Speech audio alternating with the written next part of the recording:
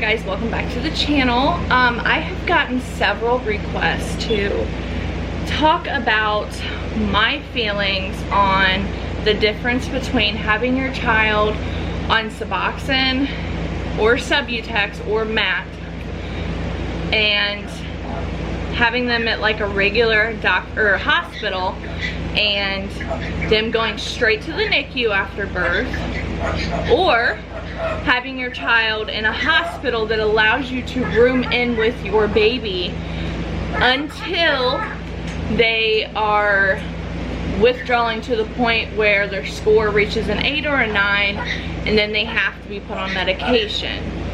I have had both experiences. One of my children I had in a hospital in an hour after they were born. They had to go to the NICU and I had to go and see them at the NICU, which was down the hall. And one of my other children I had in the room with me the entire time I was in the hospital. I highly recommend, I am sorry you guys about the birds. It's daytime and Petey likes to talk, but I highly recommend, if you have the option to room in with your baby, I cannot recommend it enough. Cannot recommend it enough. There's a video that I'm going to link in the description box below of something that I watched while I was pregnant with one of my children that completely changed my mind on how I look at this subject. You know, when I first become pregnant, I really thought that, you know, having your baby on MAT and then having them, you know, put on a medication and put in a NICU was the best option. And to be honest, after watching that video and going through my experience with both, I highly recommend that if you have the option, and you can call around and find different hospitals, because some hospitals will not allow that and some hospitals will. And I feel honestly that more hospitals are going to the route of allowing the baby to stay with mom, because when you have your baby and you carry that baby for 9 months, okay, yes, you're on Suboxone, but whether you're on Suboxone or MAT, I should say, MAT, period, you carried that baby for 9 months. That's all that baby knows is you, your voice, your scent, your everything, your breast milk, your everything. When you separate that, and yes, you can go down to a NICU and you can see your baby, but what about the times that you're not allowed in the NICU, or that you're away from the NICU and your baby is not having its body temperature regulated by you, because you can regulate your baby's body temperature, and that is a point that is taking away from your child's score. I forget what the name of the score thing is. That's a point that's taken away. And when I had my baby and I was able to keep them in the room with me, I did nothing but skin to skin. The only time I was not doing skin to skin was when I was going to the bathroom, or if the baby had to be taken out for like testing, like hearing, like sometimes I gotta do like little blood draws or something like that. And when they did their, I think it's every 2 hours they do a score, and that was the only times that I was not doing skin to skin. And I stayed up the entire time that I was in the hospital.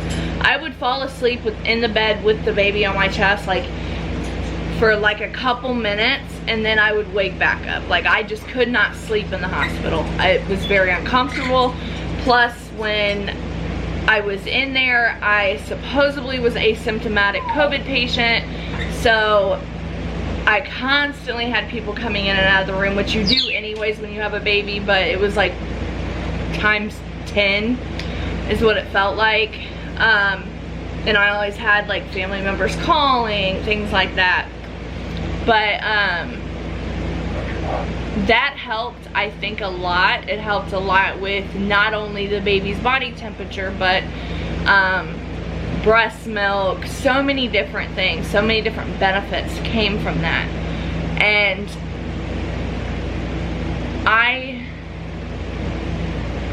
if I could go back in time, I would have done both babies at the same hospital.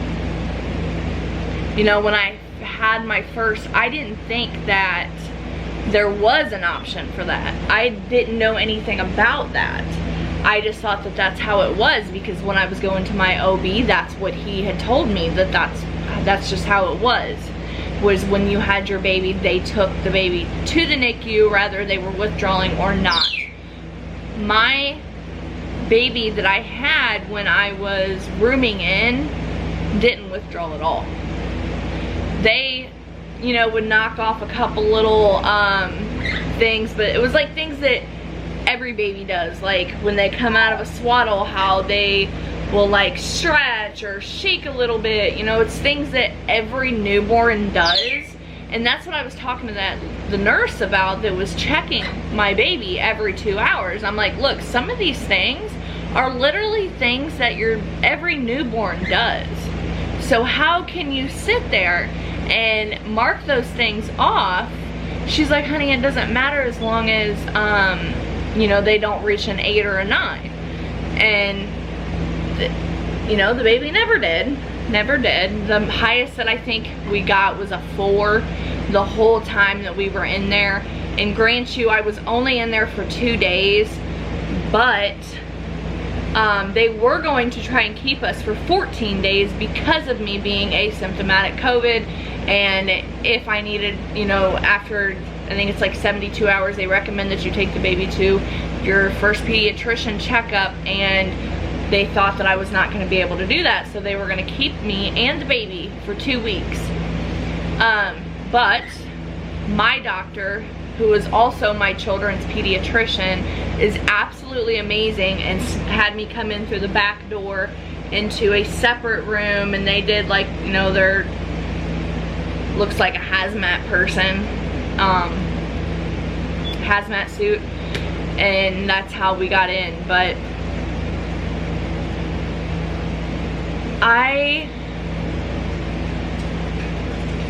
felt so much better also when I was going, or when I had my child that I was able to keep with me, because when I was going down to the NICU, and I spent most of my time down there with my first, and every, I think it's like 12 hours is what it was, they would do, you know, their shift change, and you can't be in the NICU at that time because, you know, they're talking about patient stuff and things like that. And there was some nurses that literally made me feel like my baby was not my baby.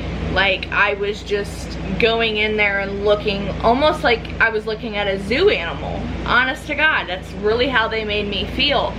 And I never ever want someone else to experience this, and this subject is not talked about enough. I have so many messages and so many comments on the 2 videos that I've made about having a child on MAT, and so many women like thank me and talk about how they're so glad that they followed me, and they did exactly, you know, what I had told them to do, and because their babies didn't withdraw either, or their experience was much better the second time. And I just wanted to make this video to compare the 2. Yes, there's benefits on both, and you know, there's pros and cons on both. You have where your baby really doesn't withdraw, and it's like pretty much like a guaranteed baby's not gonna withdraw, but you're gonna be there until they can get that baby's dosage of the morphine regulated, and then get that baby off of the morphine. So it depends on how high of a dose they have to go up to where the baby is completely good for 2 days, and then they'll start bringing that baby down, and I think it's like 2 milligrams or something like that every so many days. I think it's every 2 days. I honestly forget. Or you can have your baby with you who is not going to withdraw from you, who is possibly not going to withdraw from the medication. I'm not going to guarantee, because I don't know what medication dosage you're on. I was on the same milligram for both kids, and I got myself down on that dosage. It was okayed through my doctor. He gave me free range, told me, you know, if you want to get down to a certain milligram, you can, that's on you. He said, but I am not going to force you, and I'm not going to change your dosage, because if you need to go up when, like, say I forget how I did it, I think it was every week or every 2 weeks, I would go down like 2 or 4 milligrams. And then say I told my doctor, hey, this day I'm going down this many milligrams, and he only gave me that much medication, and say I was withdrawing, I wouldn't be able to get it changed until the following month when I went in. So he pretty much gave me free range, and whenever I felt comfortable, then I would just tell him, like, look, this is what I'm on now, this is what's doing good, and then in 2 weeks I'm gonna go down 4 milligrams or whatever it was. Honestly, I cannot remember. It's on the same dosage for both kids. One withdrawed, one didn't. And the one that was in the NICU withdrawed. The one that was with me did not. I want you, if you are pregnant right now and you are on MAT and you are seeking out the answers that I'm giving, that I was seeking out when I was pregnant and I didn't have answers to, and I had to figure it all out on my own. I'm gonna give you a link to a video down in the description box. Again, please go watch that video. It's like a 20-minute video. I want to say it's from the UK. I could be wrong there, I can't remember, but they started this whole rooming in thing pretty much. They have it like regulated over there, where if you are on MAT, you do not have to be away from your baby.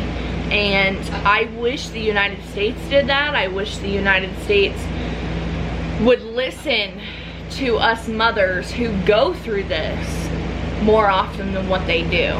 A lot of times they just push our feelings aside, they push everything aside, and it's not right, it's not okay. And yes, I know, ooh, that was thunder. Yes, I know that there are people out there that fake things to get, you know, pills and things like that, but there's got to be a way to figure out the difference on faking it and the realness of things. Like, something's got to be done there. Like, this whole, like,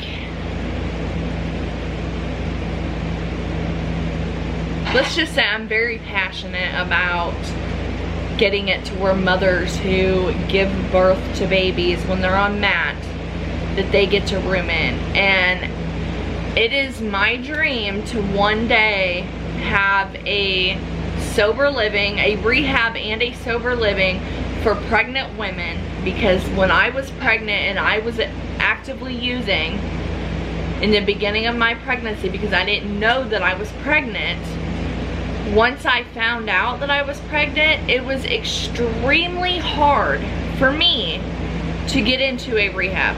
Extremely hard.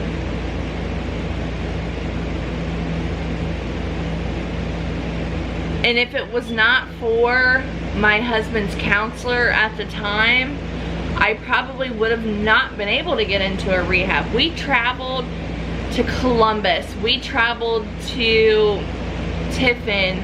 We traveled hours away to get both of us into a rehab. And once I told them that I was pregnant, they turned me away. Every single time. Every time.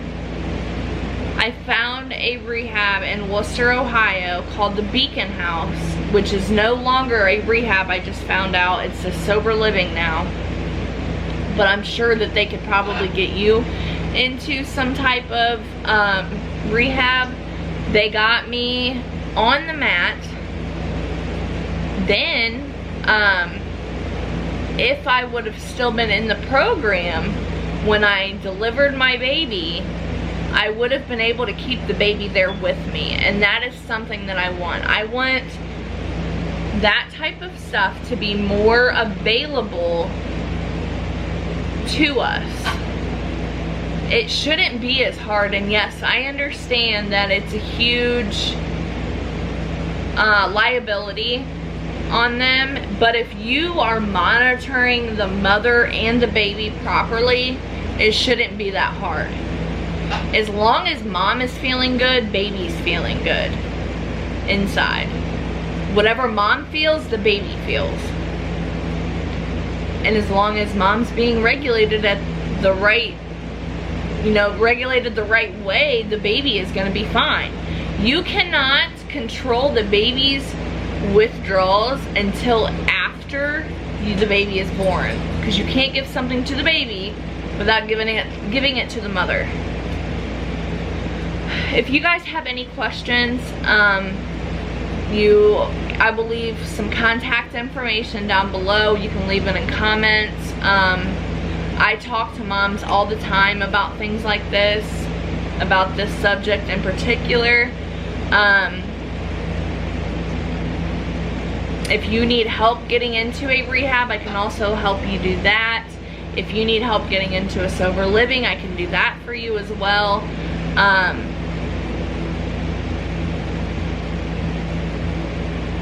I just want more resources out there for women and men, but more pregnant women than men, because it's not very readily available.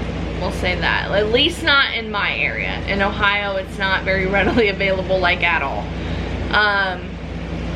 But if you guys have any questions or comments or anything, leave them down in the description box, or if you want to talk more privately, I will leave some places that you can contact me pretty easily in the description box, along with the video. Please, you guys, please go watch that video. I cannot recommend that video enough, and I will also leave my other videos down in the description box as well. I love you guys, and you are doing the right thing.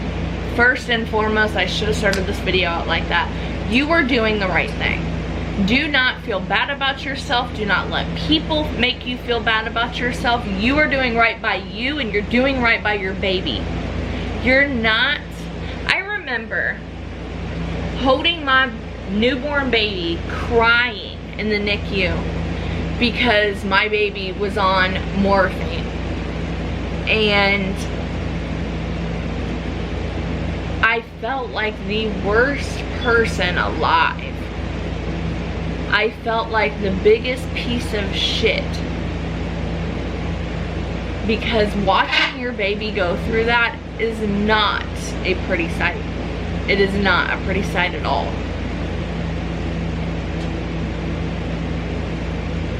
And a nurse, who I love that nurse still to this day, like, was one of the biggest help in that hospital, and one of the biggest reasons that I made it completely through it. She looked at me and she's like, honey, you did everything right. You did everything right. She's like, you had a 7-pound, 1-ounce baby. Your baby was not addicted to heroin. Your baby was addicted to a medication that was prescribed to you to save your life. You did everything right. And I want to tell you that. You did everything right. Don't let anybody make you feel anything less. I love you guys, and if, like I said, if you need somebody to talk to, I'm here for you. I am going to end this video now. If I can find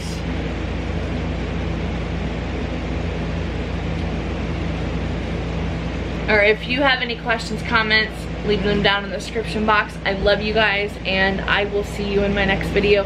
If this is your first video, please give this video a thumbs up, or even if this is you were a follower of mine, please give this video a thumbs up. It really, really, really helps my channel.